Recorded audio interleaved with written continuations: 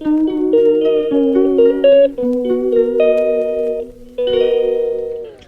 Everyone, good morning, welcome back to my channel Hiya's blog. কেমন আছো তোমরা সবাই? আশা করছি তোমরা সবাই খুব ভালো আছো আর আমরাও খুব ভালো আছি। তো আরও একটা ডেলি ব্লগে তোমাদের সবাইকে ওয়েলকাম। তো চলো দেখতে থাকো আজ সারাদিন কি করছি। আজকেও বাড়িতে একা একাই থাকতে হবে আমাকে আর হিয়াকে, যেহেতু মা আর বাবারও আজকে বৈষ্ণব সেবা আছে, তো সেখানে যাবে।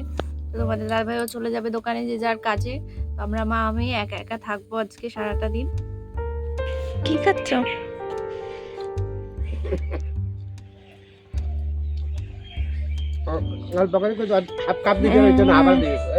হ্যাঁ, আমি এখন চা খাচ্ছি। চা করে সবারই চা খাওয়া হয়ে গেছে আজকে সকালে।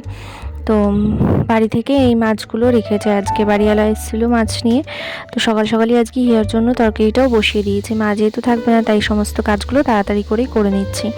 আর মা ওইদিকে দুপুরে রান্নাবান্না সব করে ফেলছে তাড়াতাড়ি। আজকে এখন সবে 9টা বাজে। আজকে আর সকালে রুটি বানাইনি কারোর জন্য, সবাই মুড়ি খেয়েছে। আর তোমাদের দাদাভাই এখনও পোলট্রিতে কাজ করছে। খালি জলঘাটা কাজকর্ম তো বলতে গেলে মোটামুটি সব প্রায় কমপ্লিট হয়ে গেছে। তো হিয়াকেও ভাবছি এখন স্নান করিয়ে দেবো, আর ঠান্ডা হাওয়া দিচ্ছে তাই চেষ্টা করি এখন ওকে একটু তাড়াতাড়ি স্নান করিয়ে দেওয়ার। মা চলে গেছে, তোমাদের দাদাভাই দোকানে গেল, তোমাদের দাদাভাইয়ের সাথে গাড়িতে করেই চলে গেল। তো ভাবছিলাম তো আজকে একা একাই থাকতে হবে বাড়িতে, কিন্তু না, হিয়ার কাকা রয়েছে বাড়িতে কাজে, আজকে ছুটি। তো হিয়ার স্নান হয়ে গেছে, তো গেল ওর কাকার সাথে একটু মাঠের দিকে রোদে। আর আমি এখন বানাবো হচ্ছে বাঁধাকপির বড়া। রান্না তো সবই হয়েই গেছে, মা করে রেখে গেছে। রান্না হয়েছে ডাল, তেলাপিয়া মাছের ঝাল হয়েছে। তো এখন এই বড়াটা ভাজবো, আর তার সাথে হবে চিম বাটা। তো কারেন্ট নেই, এর জন্য বাটাটা করতে পারছি না। এখনই দেখি কারেন্ট আসলে করে ফেলবো, আর কারেন্ট যদি এখন না আসে তাহলে শিলেই বাটতে হবে। আমার বড়া ভাজা হতে হতে হিয়া চলে এসছে ঘুরে, এখন দেখো বড়া খাচ্ছে।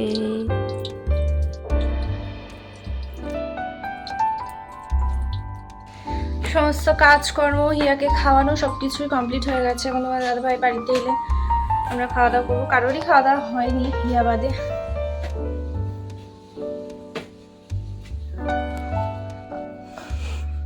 জল চাচ্ছো তুমি? হ্যাঁ,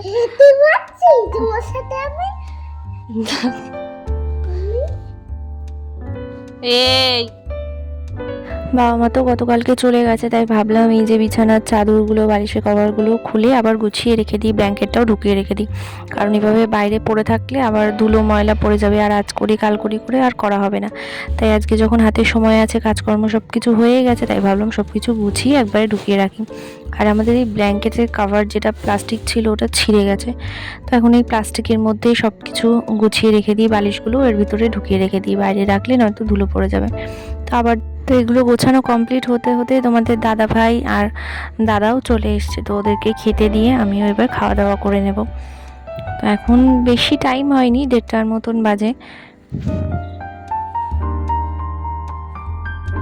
যেই দিনই মনে করি যে আজকে তাড়াতাড়ি সমস্ত কাজকর্ম হয়ে গেছে, গিয়ে একটু হয়তো বেশি টাইম রেস্ট নিতে পারবো বা ঘুমাতে পারবো, সেই দিনই আমার সাথে এরকম হয় যে দুষ্টু মেয়েটা ঠিক 3টের আগে তো ঘুমায়নি, মানে ঘুমাবে না, উঠে চলে আসবে, কি সেই দুষ্টুমি সে বলবার কথা না।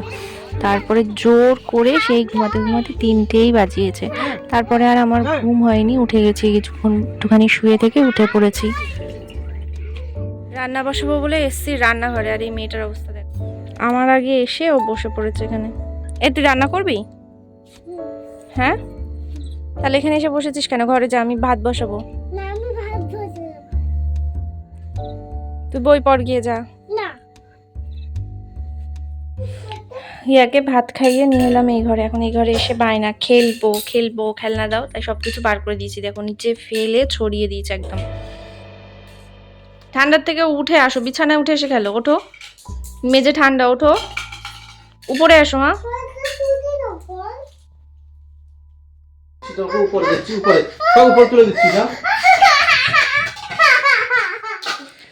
আমাদেরও খাওয়া দাওয়া কমপ্লিট, খাওয়া দাওয়া করে এলাম এই সবে ঘরে।